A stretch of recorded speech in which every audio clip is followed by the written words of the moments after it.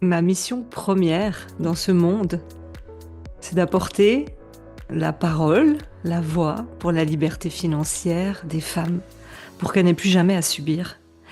Mais pour moi, au-delà de la liberté financière, c'est d'incarner une véritable liberté. J'ai déjà fait des épisodes sur le sujet et aujourd'hui, je viens faire un épisode hyper spontané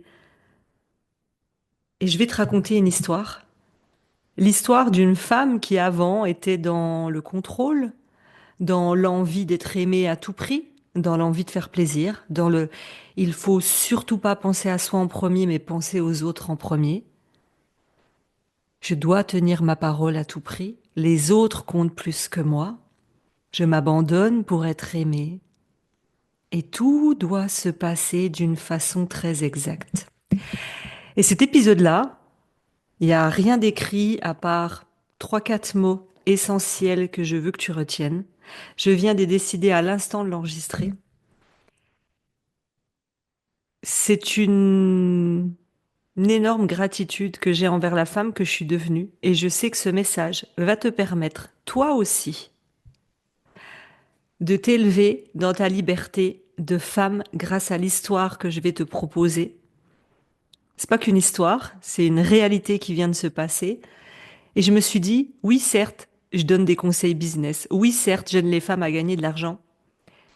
Mais moi, ma mission, c'est l'humain avant tout. Et à partir du moment où j'estime et où je ressens dans mes tripes, quand je suis dehors, en train de me balader dans mon parc, dans mon terrain, en train de cueillir ce magnifique bouquet, et que je me dis que c'est le moment idéal de vous en parler, je viens, j'allume la caméra et je le fais. Peu importe la tête que j'ai, peu importe que j'ai pas préparé, enregistré, on s'en fiche. Allez, on y va. Il y a à peu près 2 mois de ça, je vais à une conférence. Je vais très rarement en présentiel. Vous le savez, pour celles qui souhaitent me rencontrer, c'est assez rare. Et là, j'ai une amie entrepreneur qui organise son événement au Grand Rex et je dis, écoute, pour te soutenir, je sens que c'est juste que je sois là. Je vais à l'événement, je fais la rencontre d'un entrepreneur, on discute, on sympathise, ça se passe très très bien et à un moment donné vient le temps de trouver notre place dans la salle. Et là, je pense que tu vas te reconnaître dans plein d'endroits où j'espère que tu vas pouvoir faire bouger ces lignes grâce à cette histoire. Et là, je passe quand même au moins trois quarts d'heure à parler avec cet homme et c'est quelqu'un de timide. Moi, je suis extravertie, je lui fais des blagues, je le fais rire. Il doit se dire, waouh, c'est qui ce personnage? D'ailleurs, il m'a dit, il m'a laissé un message sur Instagram, si jamais je le retrouve, qui m'avait dit effectivement que c'était une rencontre un peu perturbante, mais assez intéressante et drôle, parce que moi, je suis arrivée comme une boule d'énergie devant lui, alors que lui était quelqu'un de très calme et très posé et très discret. Moi, c'était tout l'inverse. La robe verte de la tête aux pieds, les ha ha ha, les hou hou hou. Passons. Et là, la bonne élève, donc on va beaucoup parler de la bonne élève et de par amour pour soi. La bonne élève se serait dit, avant, en temps normal, on est en train de chercher une place, tout le monde commence à s'installer, je suis avec cet homme qui me suit parce que pour lui, dans sa tête, dans la logique, j'imagine, il ne se voit pas me dire, bon, bah salut, à plus tard, je vais trouver ma place. Je sens qu'il attend avec moi qu'on trouve notre place pour s'asseoir côte à côte parce qu'il est venu seul et que je suis aussi venue seule. Sauf que moi, j'ai envie de faire autrement. J'ai connecté avec cet homme, ça y est, et pour moi, j'ai envie de connecter avec d'autres personnes et de laisser la vie faire. Et là, je vois qu'il va à une place, il s'attend à ce que je le suive, et moi, je vais complètement à un autre endroit. Il me dit, ah, tu t'assieds pas ici? Et je lui dis, écoute, moi, la place que je ressens, c'est celle-ci, je lui montre, et je fais confiance en la vie pour que la bonne personne s'assied à côté de moi. Bon, il va pas me dire non, non. Je m'installe et je choisis le siège 7, qui est mon chiffre porte-bonheur. Et je m'installe dans cette rangée. Je vais discuter avec d'autres conférenciers. Et là, je rencontre plein d'amis, conférenciers, entrepreneurs, on discute. Et à un moment donné, la conférence commence, je me dis, bon, bah, je vais me rasseoir à ma place. Je monte les rangs. Et là, je vois un homme de dos. Son allure me dit quelque chose. Et cet homme est en train de prendre en photo le numéro de son siège, qui est le numéro exact à côté du mien. Il est dans ma rangée, en fait, c'est l'homme qui va être assis à côté de moi. Et je le vois qui fait une photo. Et de dos, je me dis, c'est marrant. Il me rappelle un entrepreneur avec qui j'ai parlé sur les réseaux, mais vraiment, on a parlé par bride. On a dû parler il y a 1 an une fois, il y a 6 mois une fois, sur des échanges professionnels. Je l'ai jamais vu en vrai, il m'a jamais vu.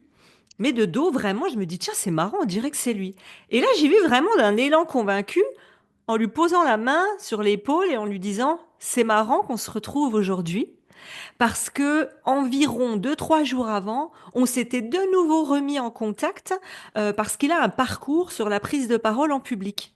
Et moi, c'est mon envie de développer ça. Et là, je lui dis, c'est marrant. Et j'étais convaincue que c'était lui. Alors, ça se trouve, il se serait retourné, c'était pas lui. Et là, il se retourne, il me dit, mais non, qu'est-ce que tu fais là? Et lui me dit, ah bah moi je m'installe ici parce que mon chiffre porte-bonheur c'est le 8. C'est pour ça que je m'installe ici. Je lui dis, bah écoute, moi je m'installe ici parce que mon chiffre porte-bonheur c'est le 7. Ce qui est très drôle dans cette histoire, c'est qu'on s'est rendu compte par la suite, quand j'ai raconté à un ami, je dis, mais te rends compte, je suis assise à côté de quelqu'un avec qui j'ai échangé il y a 2, 3 jours sur les réseaux, le monde est petit. Il me dit, mais tu sais qu'il y a des 7 et des 8 dans toutes les rangées? Je ris de moi-même. Au Grand Rex, au cinéma, dans cet endroit, toutes les rangées, donc il y a 300 ou 400 places, toutes les rangées vont de 1 à, je dis au hasard, à 30. Toutes les rangées. Donc ça veut dire le chiffre 7 et 8 existent dans toutes les rangées sur 100 rangs. On s'assied les deux dans la même rangée, sachant que ce n'étaient pas les seules places qui restaient. L'amphithéâtre, la salle était quasiment vide. Il y avait que les premières personnes qui arrivaient. Il y avait que moi qui avais mis un sac et mon manteau. Et là, la première chose que j'ai envie de vous dire, c'est parfois faites juste confiance en la vie. Écoutez votre intuition. Ne cherchez pas à répondre à «Ah, c'est pas sympa pour la personne avec qui je discutais depuis le début, je m'assieds même pas à côté de lui, je vais toute seule dans mon coin. Ah, c'est pas sympa. Voyez la bonne élève, la gentille, celle qui veut pas vexer l'autre personne.» Mais je suis partie d'un espace personnel, d'égoïsme et par amour pour moi de me dire je sens que j'ai l'envie maintenant de connecter avec d'autres personnes. Je sens que j'ai l'envie d'être dans cette rangée à cette place. J'ai juste suivi mon intuition. Donc, à cet endroit-là, et ça va continuer, faites-vous parfaitement confiance. Et là, on échange tout le long. Et on se dit, mais c'est fou quoi. C'est fou qu'on se retrouve dans la même rangée, la place côte à côte, alors qu'il y a 3 jours, on se parlait, on s'était perdu de vue depuis plusieurs mois. Et on a eu un échange très, très, je sais même pas comment l'expliquer, mais très profond, très subtil. J'ai ressenti des choses dans son énergie que je lui ai transmis. Il m'a dit, c'est exactement ça. Lui, il a connecté à autre chose chez moi. On était vraiment, c'était juste. C'était le bon moment qu'on échange sur ma recherche, sur ce que j'ai ressenti moi de lui. C'était le bon moment qu'on se rencontre. On était parfaitement le yin et le yang. On était une connexion parfaite. Et j'ai trouvé ça beau qu'on se rencontre à cet événement de cette façon.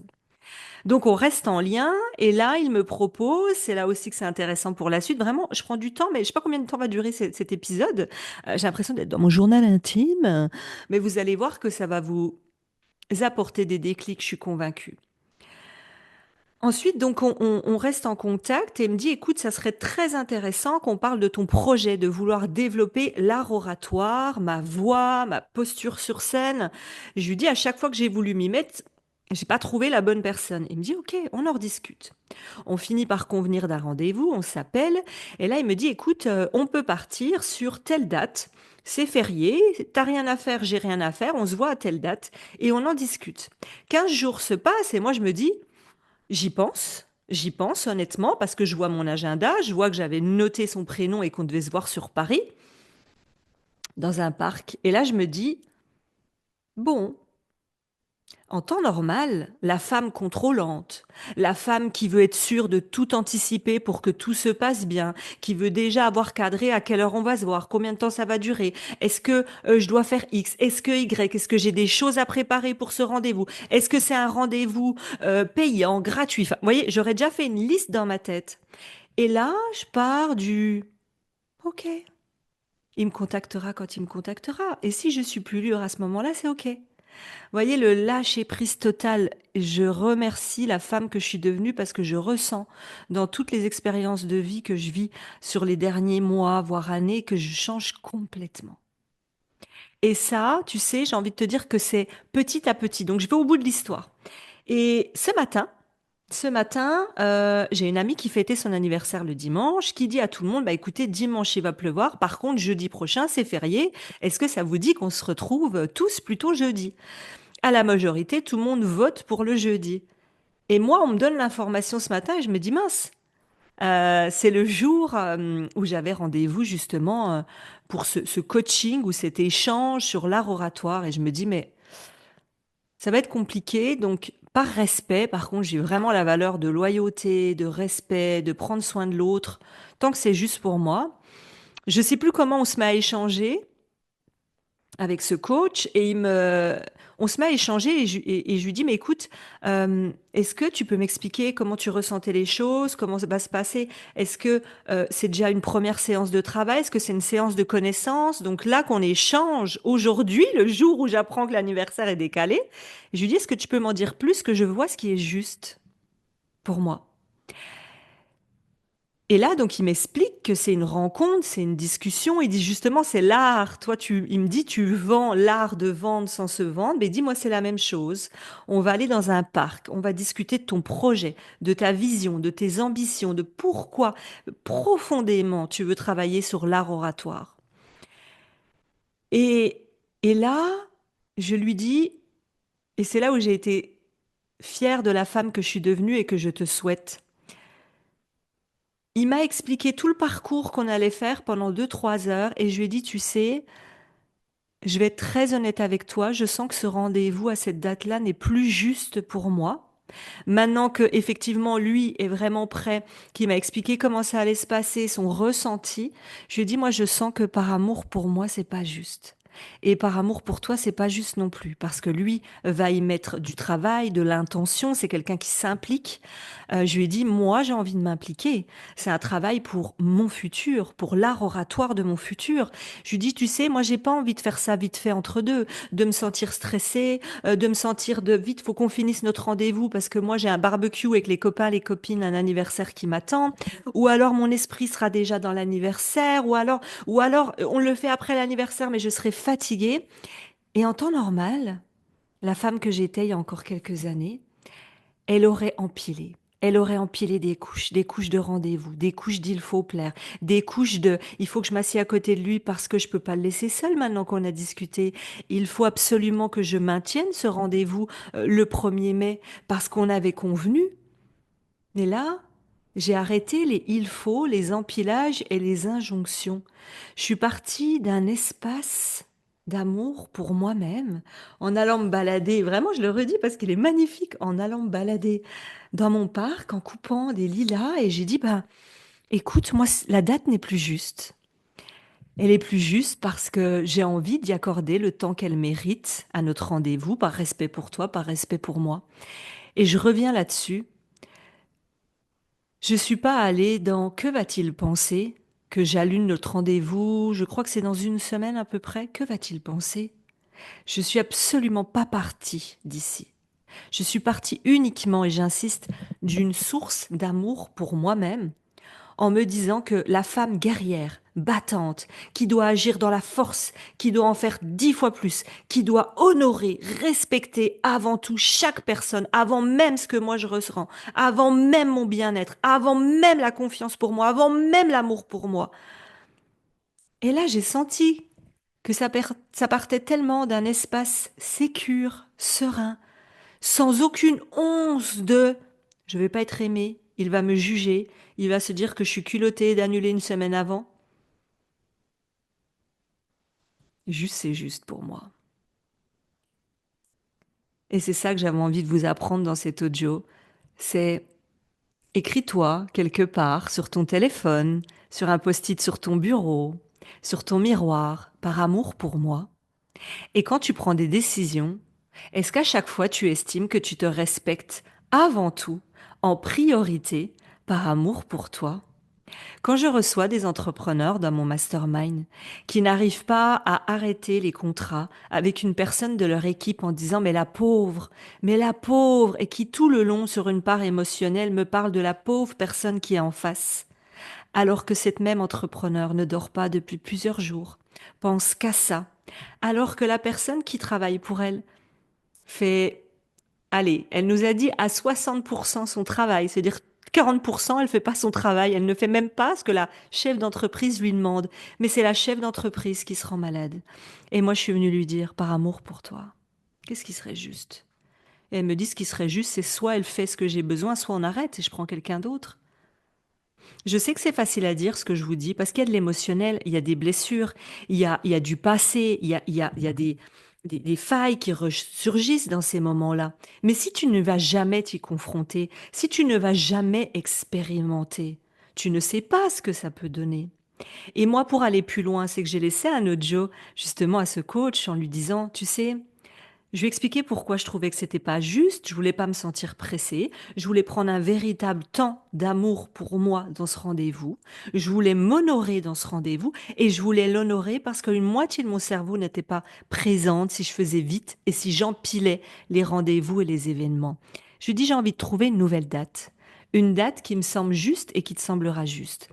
Et même là, je suis allée plus loin, entre parenthèses, le culot sans que ce soit du culot incroyable, c'est de lui dire, tu sais, même, on peut aller dans tel endroit. Et c'est aussi parce que c'est une personne saine, ce coach, mais il m'a répondu, on ira où tu voudras, où tu te sens bien, tout est juste. Et en fait, quand tu es en face des bonnes personnes, c'est une évidence.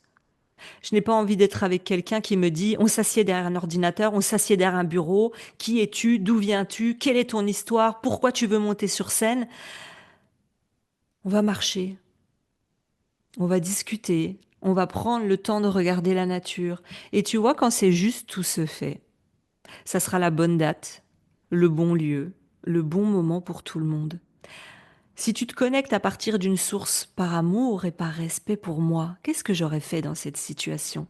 Tu vas voir qu'il y a beaucoup de décisions ou d'actions que tu fais aujourd'hui que tu n'aurais pas faites.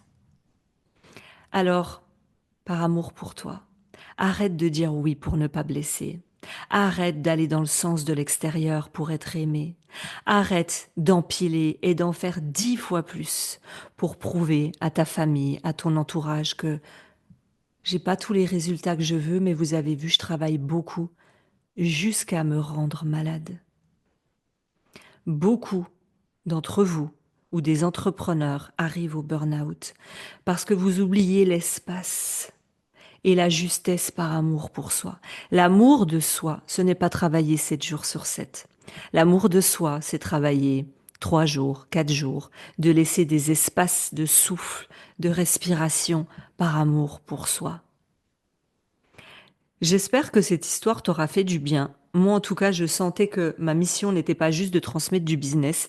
Et dans tous les accompagnements que tu as avec moi, que ce soit académie, mastermind, mentoring, les challenges d'impact, dans tous mes accompagnements, on me pose la plupart du temps des clientes des questions complètement différentes que le business.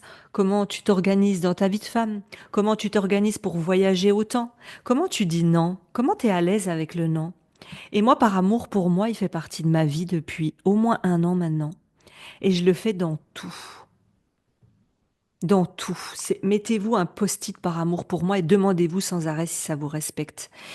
Et aujourd'hui, j'assume de dire non. Quand on me contacte en me disant, mais Aurélie, j'ai adoré échanger vers toi à cette conférence ou j'ai adoré quand je t'ai suivi sur tel sommet. Est-ce que tu aurais, je sais pas, est-ce que tu aurais le temps pour un appel, pour qu'on discute, pour qu'on aille plus loin? Et moi, souvent, par amour, pour moi, je dis non. Je ne suis pas une distributrice de 5 minutes. Si à chaque fois que quelqu'un me dit je peux avoir un appel avec toi ou s'il te plaît, ça aussi ça va vous parler. J'ai beaucoup sur mes réseaux sociaux des personnes qui me disent non mais t'inquiète, c'est juste pour une question. Tu me conseilles quoi? Si actuellement tu n'es pas en accompagnement avec moi, mon équipe le sait, je le sais, on ne répondra pas à ces questions. On pourrait se dire, mais Aurélie, quand même, c'est juste une question où une personne te demande 5 minutes. En réalité, c'est pas bon pour la cliente parce que juste une question, c'est pas vrai. Il faut aller regarder tout l'ensemble pour avoir une bonne réponse et pas donner juste une réponse vite fait. En plus, la réponse vite fait, il n'y en a pas une. Moi, au total, j'ai une communauté de plus de 30 000 abonnés, voire plus sur tous mes réseaux. C'est pas une personne qui me demande par jour un conseil. Donc, du jour où j'ai posé mes limites énergétiquement avec moi-même que par amour pour moi, Je ne répondrai pas sur les réseaux sociaux à t'as pas 5 minutes, t'as pas du temps pour un appel, je ne suis pas une distributrice de 5 minutes. Parce que si tu accumules toutes les fois où tu as dit oui à toutes les personnes qui t'ont demandé un conseil, à toutes les personnes qui t'ont demandé un appel, à toutes les personnes qui t'ont demandé un service, bah oui, tu travailles à la maison, ça te gêne pas d'aller chercher, je sais pas, le colis pour m'aider? À toutes les fois où tu as dit oui alors que tu rêvais de dire non. À toutes les fois où tu t'es abandonné par peur d'être abandonné. À toutes les fois où tu t'es oublié par peur de ne pas être aimé, par amour pour toi. Prends du temps et de l'espace. Fais confiance en la vie. À partir du moment, teste par amour pour toi. Tu vas voir que ça va tout changer dans toutes tes relations et la plus grande des fiertés que j'ai aujourd'hui, c'est quand je suis allée me balader pour cueillir ces lilas. Je les remontre encore une fois. Ça vient de chez moi. Quand je suis allée les cueillir, j'ai pris le temps de les sentir, j'ai pris le temps de dire par amour pour moi. Je me connecte à quelque chose de beaucoup plus grand et je sais que je vais attirer une abondance dans ma vie par amour pour moi. J'ai vraiment besoin sur cet épisode que tu viennes me dire en commentaire si ça t'a plu, si ça t'a parlé, si ça t'a aidé, si ça t'a donné un déclic, si tu veux plus de leçons et d'histoires de vie. Ça ne veut pas dire que j'ai raison, ça veut juste dire que je voulais m'honorer dans cet épisode pour le garder en mémoire, cette fierté de ce jour, et t'aider par amour pour toi.